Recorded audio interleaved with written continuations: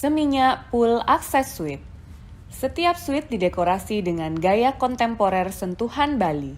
Suite seluas 80 meter persegi dengan kamar mandi yang luas, king size bed dengan ukuran 220 x 200 yang nyaman, dilengkapi dengan wardrobe room untuk penyimpanan pakaian dan jacuzzi di balkoni.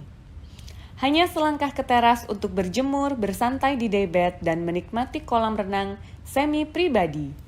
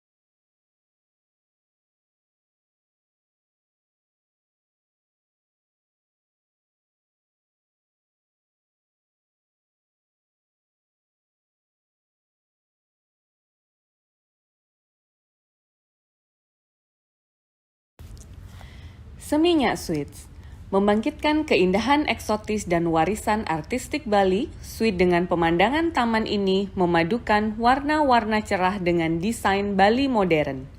Suite seluas 80 meter persegi dengan kamar mandi yang luas, king size bed dengan ukuran 220 x 200 yang nyaman, dilengkapi dengan wardrobe room untuk penyimpanan pakaian dan jacuzzi di balkoni.